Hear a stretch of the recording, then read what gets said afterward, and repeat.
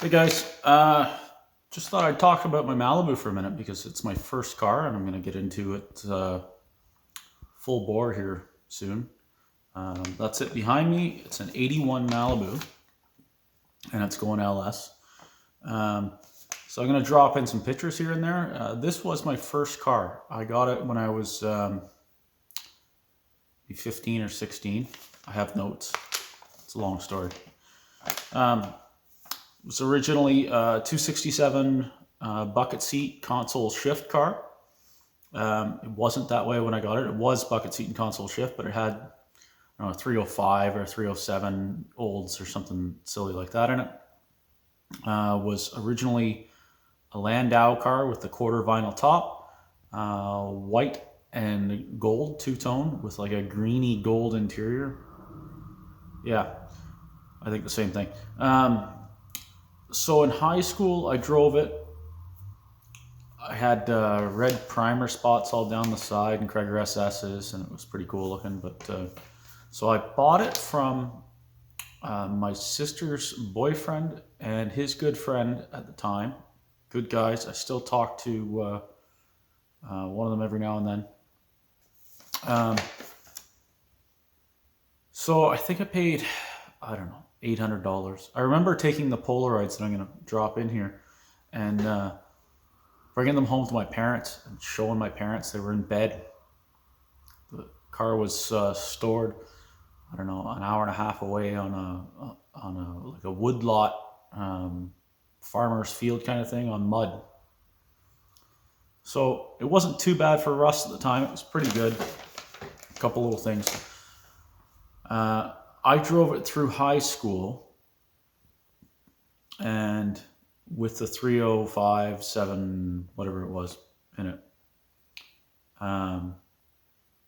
Put in the usual stupid kid stereo stuff, blue furry seat covers, lights and switches and all kinds of stupid crap. It's been through a bunch of iterations of stupid. I'm looking forward to finally making it useful. So it actually was a really good driving car when it was original-ish, stock suspension and all that stuff. So I drove to high school. Somewhere along the line, we primered it brown. We took it back down to the place where it was stored, which was one of the guys I bought it from. It was their dad's farm. Took it back down there. None of us were body guys by any means. So we did it, primed it brown. It was brown for a little while, half a summer, I guess. And then it ended up blue. It was a GM blue. It was a single stage blue. It turned out okay, I guess. It had some runs. It had some, no, you know what? It didn't turn out okay. It kind of was crap. It had some runs. You could see the highs and lows from where the lack of bodywork. We patched in some metal around the driver's side mirror. That wasn't great. Anyways, so I drove it as a daily driver back and forth to work and everything. When I graduated high school, I was working construction. When I turned 18 and started making a bit more money, I bought a new truck, brand new truck, and that was when the Malibu officially became a toy car. So now through all this, my great uncle, who was a very big influence in my life, had helped me sort out some parts for it. We had cut a sunroof in it. That wasn't a good idea. We found the sunroof, and Doug, the one guy that I bought it from, he cut the hole. I remember doing it. I remember the nice thing about this car was it looked so crappy that my parents said, you got to keep this thing in the garage. So that was good because then it got inside storage. So when I was 18, I started making a bit more money. I got talking to a friend of mine who had an S10 that he had a 350 put in at a local shop. I went there with the same intentions, just a in and out swap, be there a month. Was in and out of there a couple of years. I basically got ripped off. The guy who was working on it was, who owned the shop, was a bit of a shyster. I remember at one time actually, he phoned me up and said, "I'm as far as I can go with the car. I need some money to get some parts." He said, "Bring me by $1,000." And I remember borrowing the money from my dad, going there, giving him the $1,000. And that was Friday. And that night he took off to Niagara Falls and had a nice little getaway with his wife for the weekend.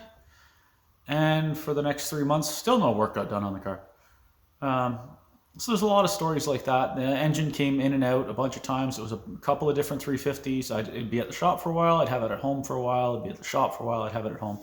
Anyways, the one good thing is the one mechanic that was working there was an apprentice at the time. I think he's around the same age as me.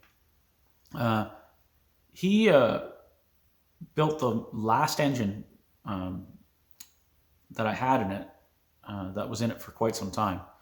He built that engine for me, and it turned out to be nice. I guess they just left him alone and left him, hey, get the apprentice to build this engine. Anyways, he did a really good job because he's just a good mechanic. So that was one good thing. Pretty much everything else that was done on the car was an entire waste of money. So what had happened was I basically, in the process, made the car useless. Aggressive 350 Chevy, roll cage, drag race-ish suspension, a bunch of crap like that. Just made it terrible to drive. So while it was at the shop, one of the iterations, this is kind of another chapter of the story, was I had decided that, okay, I had enough money. Well, I probably didn't have enough money, but I was tired of the rough looking blue and I wanted to step it up a notch. And my grandfather, who was in Newfoundland, I'm in Ontario, and he was in Newfoundland, and he was a master bodyman, that he wanted to correct my screw ups and wanted to do the car properly and paint it. So one thing led to another. We shipped it on an enclosed transport truck to Newfoundland, and my grandfather and my two uncles redid the whole car body-wise on a budget, because I don't really remember paying other than paying for the shipping and everything. The interesting thing was I sent it there blue, similar blue to what it is now, and it was supposed to come back. It was supposed to get repainted blue. Did I ever get a surprise when it came back? It wasn't blue. It was purple. My uncle had a custom S10, and I remember it pretty well because I had pictures of it on my wall for a long time. And it was like an iridescent purple. And I think part of that paint, or some of that paint, is what ended up on my car. Because it wasn't quite the same, but it was really close to what I remember of my uncle's S10. So anyways, it was shipped down there. They did the body work on it and did a good job. It came back. I went down and visited it while it was there and did a little tour around before they ripped it all apart, and drove it around with, I don't know, one of the 350s that was in it. It wasn't working well, but it was fine. Brought it back, got it off the truck. I had no idea that it wasn't blue, so it's a funny story. I sent it to be repainted blue, and it came back, we called Newfie blue, which was purple. So anyways, that was interesting. It stayed that color for a long time. That's the longest it's been in one color since the original color. So I used it in my wedding when I got married 10 years ago. What else did we use it for? It went to, we took it to a couple of shows, but really the problem was, all these so-called performance upgrades made it pretty useless. If it was on dry pavement, on a nice warm day, then maybe you could move it somewhere without spinning the tires. It was kind of useless. It didn't really run very well. Like, okay, but the engine itself was good. Just the setup was all wrong.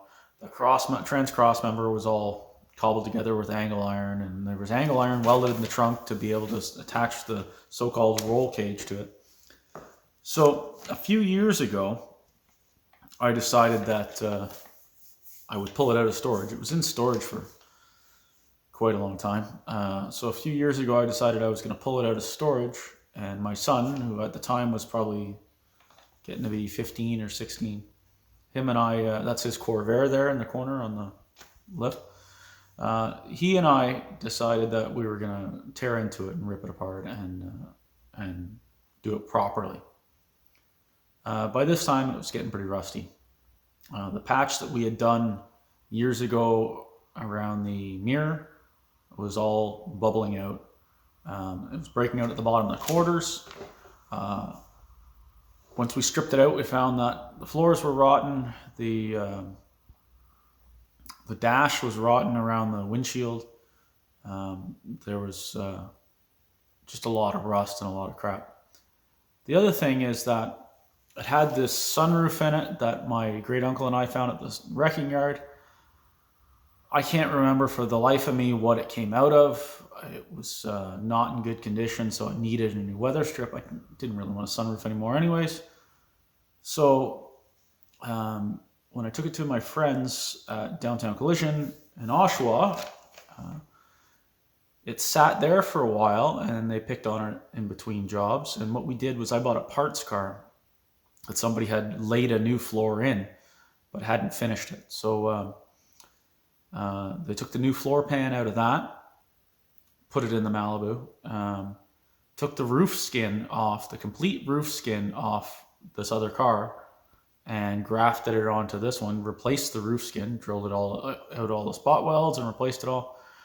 The doors are new, the fenders are new. It's got a new steel cowl hood scoop, whatever, 2-inch cowl hood.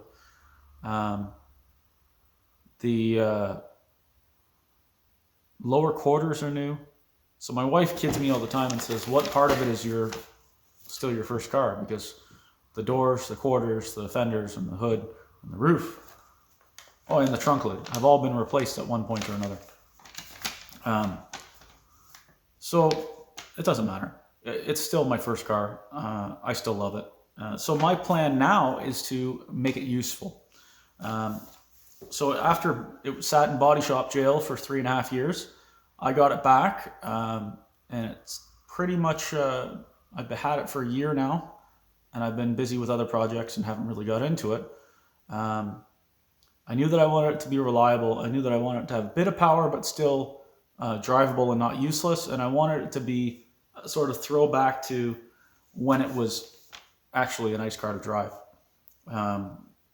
I bought an interior for it with Recaro seats that are recovered to the original sort of material, or matching material anyways, to the back seat.